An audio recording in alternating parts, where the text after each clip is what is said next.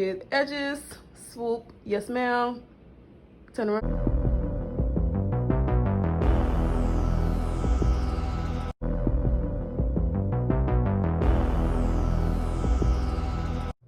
Okay, and for the box braids, I normally recommend using this type of hair. This type of hair is the best hair. It already comes pre-stretched.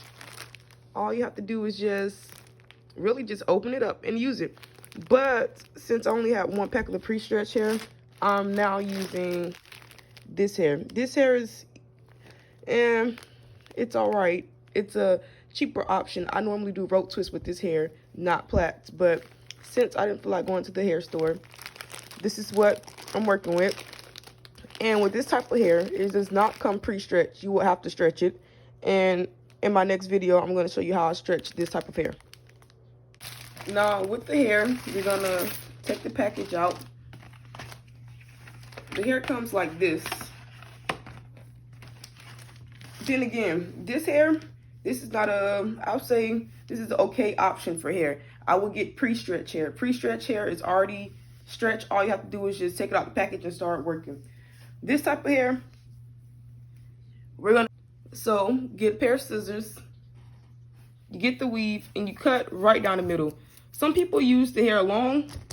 I cut right down the middle. And with this part, you're basically making it to where you can braid. With this, if you try to braid like this, the ends looking like this, the braid would definitely come in loose, most definitely. Unless you're gonna burn the end of the braid with a lighter, we ain't doing that. So you basically just feather the hair. This process is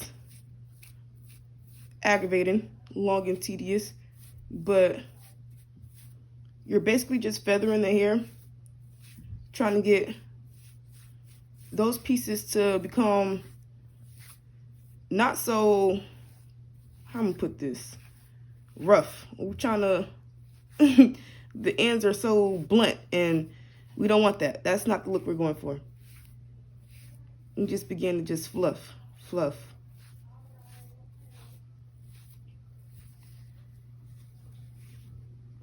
As you can see how the ends look, you can tell the difference from this and this side.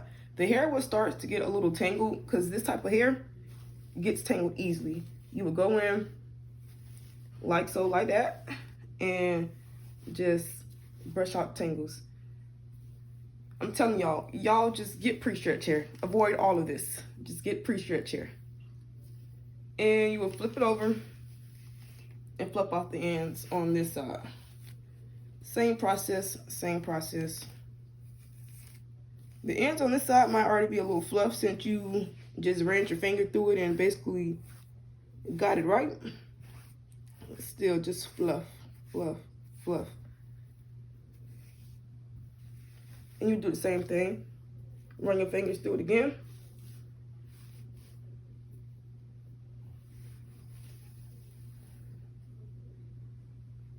And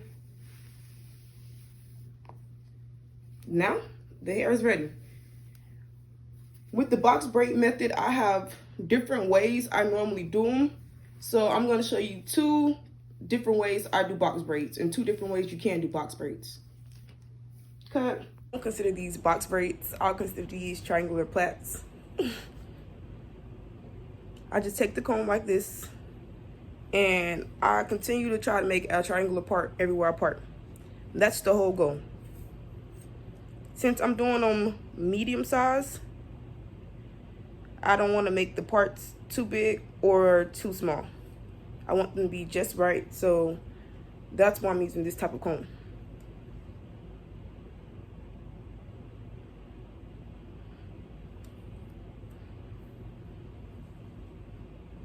Now once you got a clean and neat part and it looks to your liking,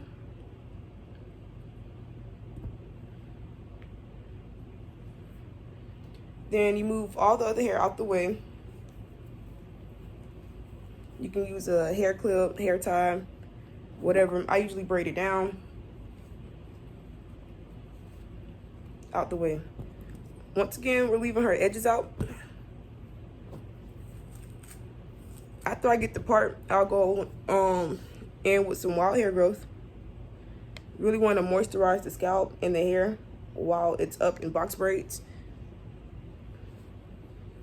Really get in there. And for me, sometimes I use jam. Most of the time I use either Got to Be glue or Gorilla Snot. That's my go-to. That is my go-to. Right now I'm using Got to Be glue. And I really like to lubricate the hair all in the gel. I like to really get in there.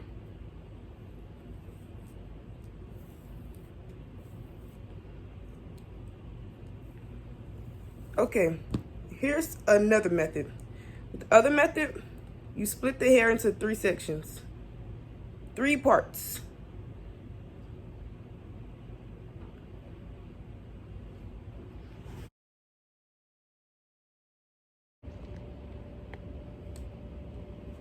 When you split the hair in 3 parts, you get a section of hair.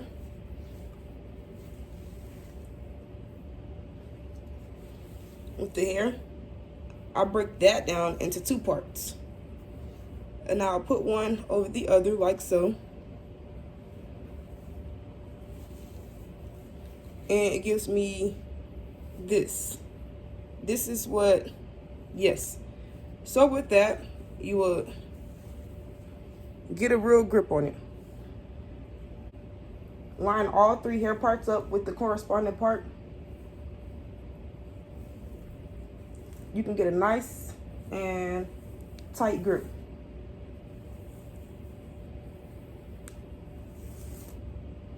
Here we go.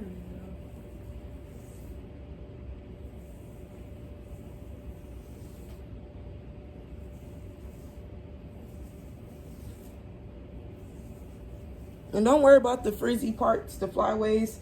We're going to get all of that at the end.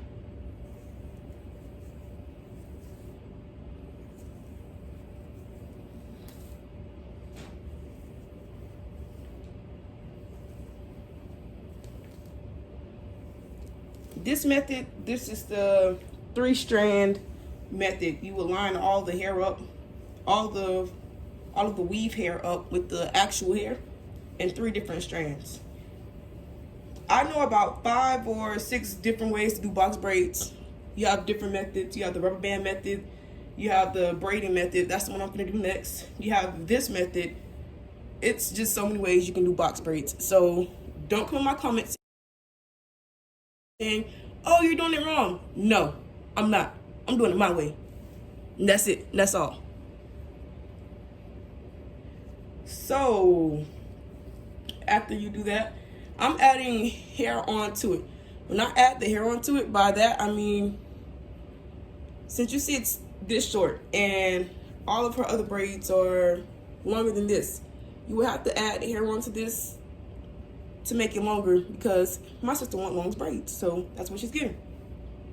When you add the hair onto it, you just basically put it behind another section, and when you're starting a strand, you basically add it into the strand, the braid. So when you do the next braid, it feeds in. It's almost like a feed-in. It is a feed-in. You're just adding extra hair onto it. So yeah, you technically have to feed it in. And if you do it right, it should look natural. It shouldn't look like there's a gap or a space in between your braid. It should look like one flowing continuous braid. That's the goal. That's what we're reaching. And you just keep on going until you finish braiding using all of the hair. Keep in mind, don't really worry about the frizzy spots, because at the end you're going to go through and clip all those bad boys, and once you boil and dip the hair, that should be another way to get rid of them. And sometimes I just go in and get the straightaways, so when I do dip it, I don't have to go back and clip the straightaways for all those braids. The little frizzy ends, just gonna go and clip those away.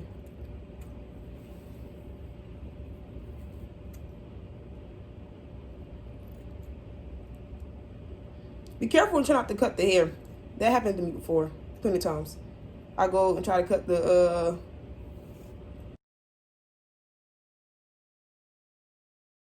okay, I'm back, and this time we're using the braid method.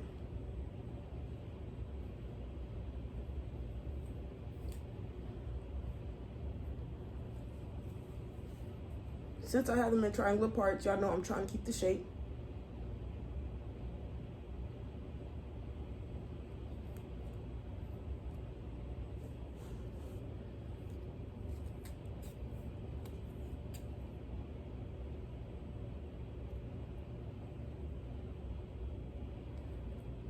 Once I do get the part that I desired, I tie the other hair up, keep it out the way.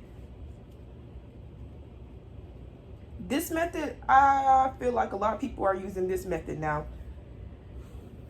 After I part the section, I get the wild hair growth, go in, moisturize, like so, like that.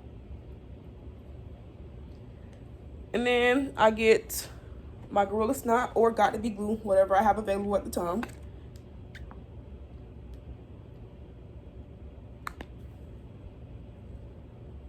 Now I apply it on the section. Depending on the section, I use either a lot more gel or a little bit more gel. Depends on the hair in that section. If she have, my sister's natural, so yeah, it all depends on the sectioning. You know what? And me, I comb the gel all the way through, so each braid can looks, yeah, nice. I want all of the hair to be in the braid, except her edges. I'm leaving her edges out once again.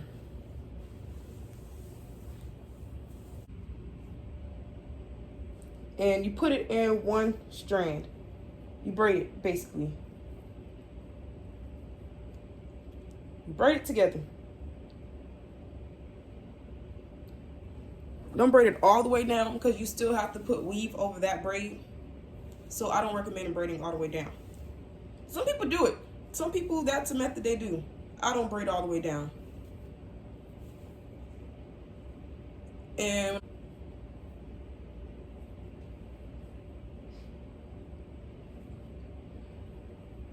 line the hair up, like so, like that.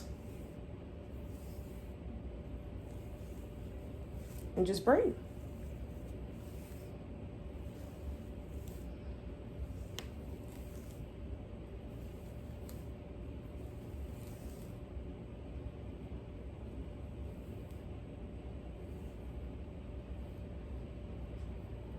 And then I try to get the straight of the braids or of the actual hair, mix them in with the braids so I can make it look natural. I'm still learning how to tuck, so bear with me on that.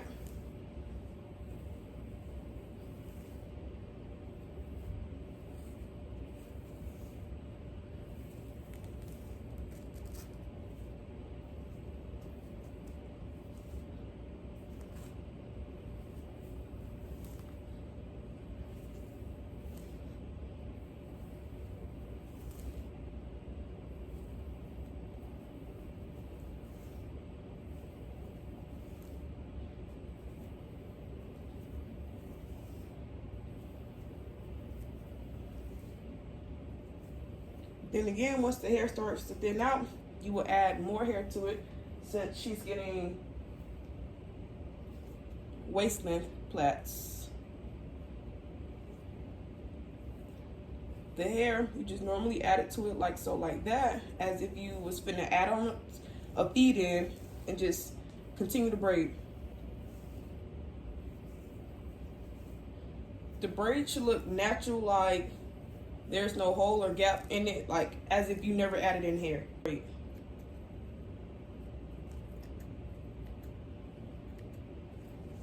All right, so I'm gonna finish this last little section and I'm gonna come back. Section, and this was the braid, the braid over the braid with me just putting on with the dip. And that's it. I'll be back. I want you to fill it up to about where you need it, halfway. You put on the stove for medium high heat. And after it bubbles and starts to fizzle, really get there, get hot, starts to evaporate, make steam, that's when you want to dip the hair in.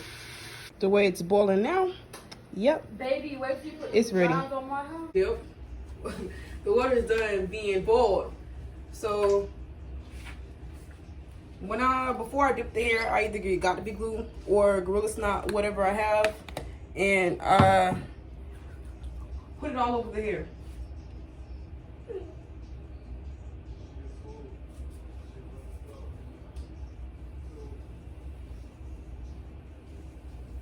It gets a little messy, but it gets all the frizzy parts.